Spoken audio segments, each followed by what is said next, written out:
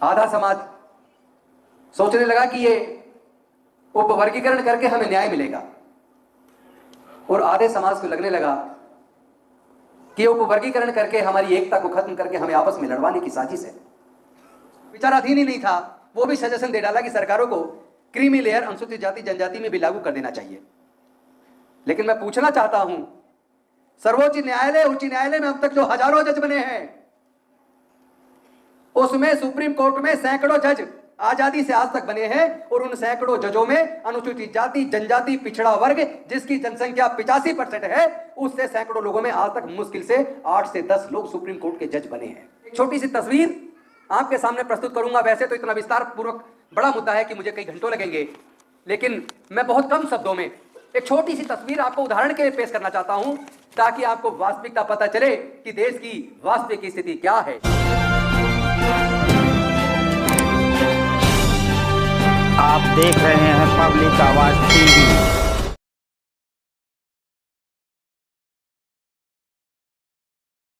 दुनिया को शांति और मानवता का संदेश देने वाले तथागत भगवान बुद्ध,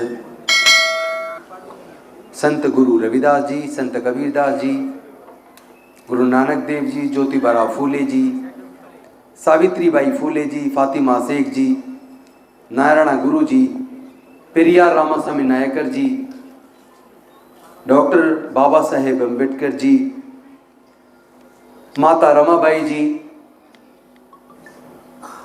संत गाड़गे बाबा,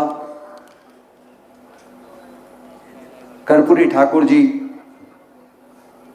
रामस्वरूप वर्मा जी, जगदेव बाबू कुशवाहा जी, ललित सिंह यादव जी, मान्यवर कांसीराम साहब एवं समाज के सभी महापुरुषों के चरणों में कोटि कोटि नमन करते हुए आप समस्त साथियों को क्रांतिकारी जय भीम करता हूं, विनम्र नमो बुधाय करता हूं।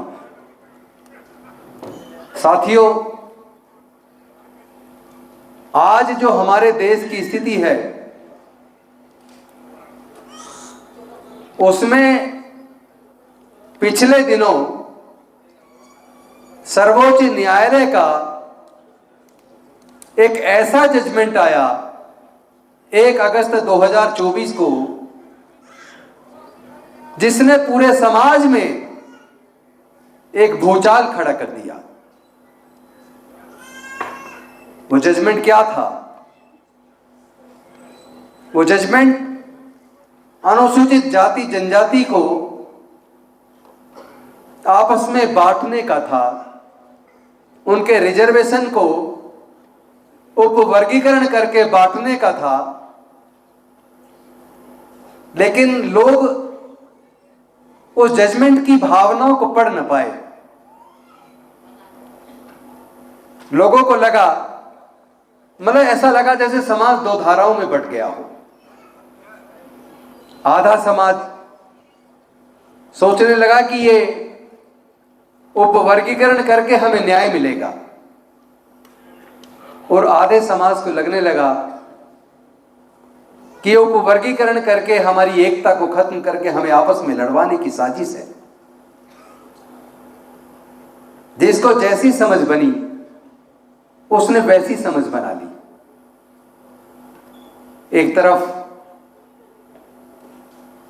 जहां पूरे समाज के हक अधिकार का हनन हो रहा था, संविधान को बदलने की साजिशें चल रही थी, सत्ताधारी पार्टी ने 400 पार का नारा दिया था, सरकारों ने देश के सारे संसाधनों को बेच दिया था, इंडियन रेलवे बेच दिया, एयर इंडिया बेच दिया, पोस्टल डिपार्टमेंट बेच दिया, टेलीकॉम डिपार्टमेंट बेच दिया, पेट्रोलियम कंपनियां, गैस कंपनियां, insurance sector, bank, Balco NALCO, ITDC के होटल्स, एमटीएनएल, बीएसएनएल, धीरे धीरे सब कुछ बेच दिया। 5th पे कमीशन में केंद्र की सरकार ने 4th class employment group D को पूरी तरीके से आउटसोर्स करके ठेके पे दे दिया,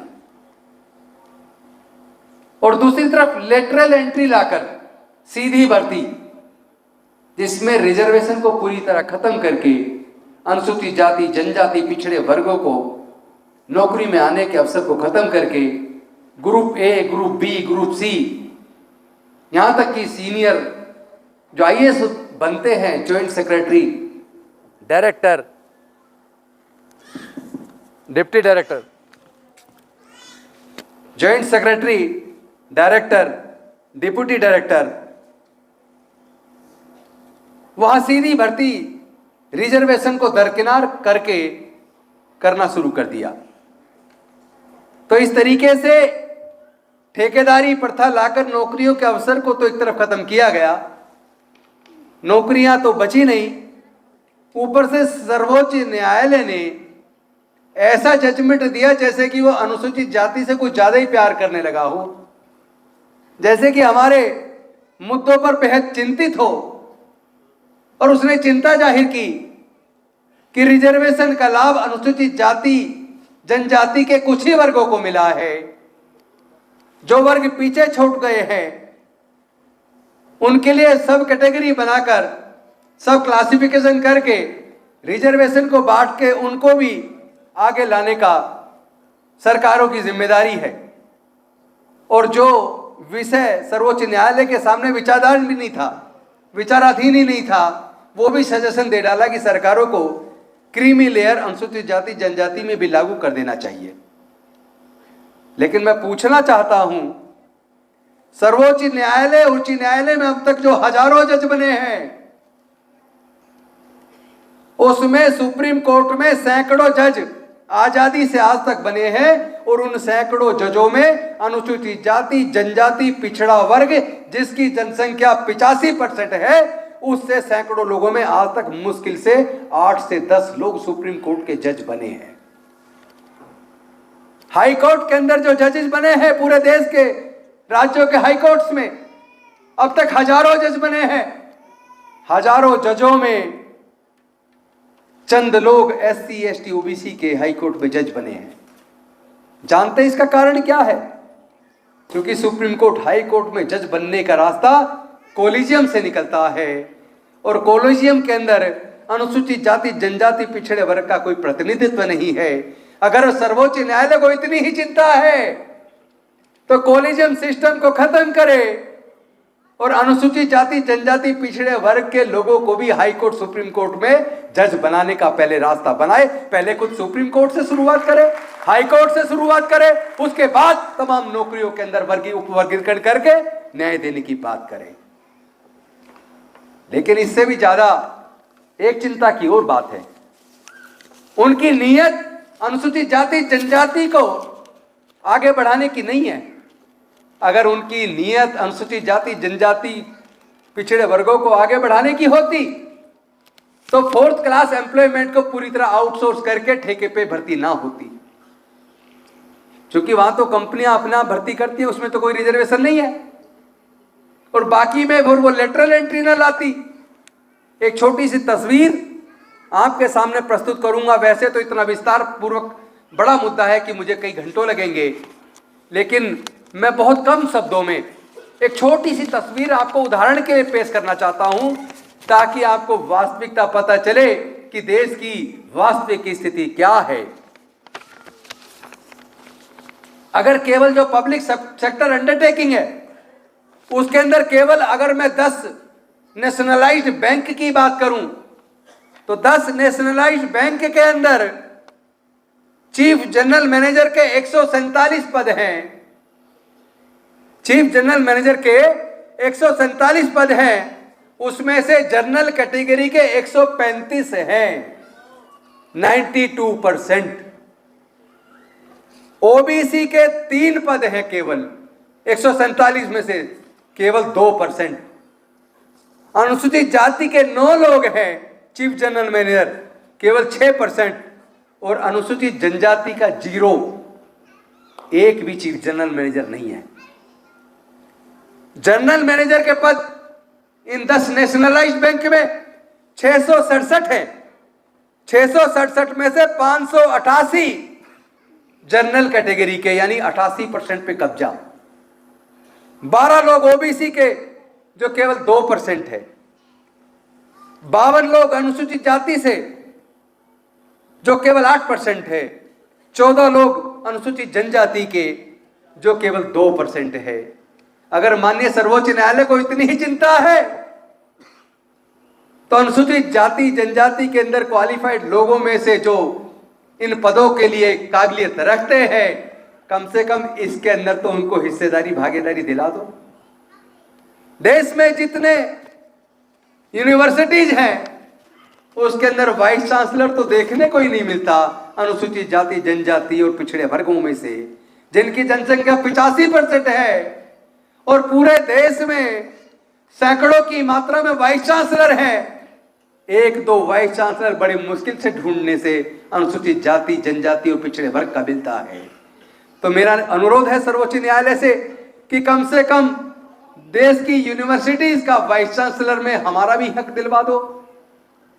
और अगर इतना चिंतित हो तो एक डाटा और आपके सामने रखता हूं। जनवरी 2003 में सेंट्रल गवर्नमेंट की जो नौकरियां थी ए, बी, सी और डी तीनों मिलाकर 33,95,476 थी। 33,95,476 जो जनवरी 2013 में 10 साल बाद घटकर 26,29,913 रह गई और डी ग्रुप पूरी तरह बंद कर दिया। और 2021 में जो 2003 में केंद्र सरकार में 33,95,476 नौकरियां थी, वो घटकर जनवरी 2021 में 18,78,822 रह गई। इसका मतलब आधी से ज्यादा सरकारी नौकरियां तो केंद्र सरकार ने बंद कर दी। तो इतनी हकमारी हो रही है, सर्वोच्च न्यायालय चिंतित है, केंद्र सरकार, सारी राजनीतिक पार्टी चिंतित है, तो फिर नौकरियां कहां कौन खा गया? इसका तो खुलासा करना पड़ेगा कि नौकरियां खा कौन गया। चिंता वास्तव में है या चिंता करने का दिखावा है? सच्चाई तो यह है, अनुसूचित जाति जनजाति को आपस में लड़वाने की साजिश है। ये बंटवारा हमारे लोगों को न्याय नहीं दे सकता।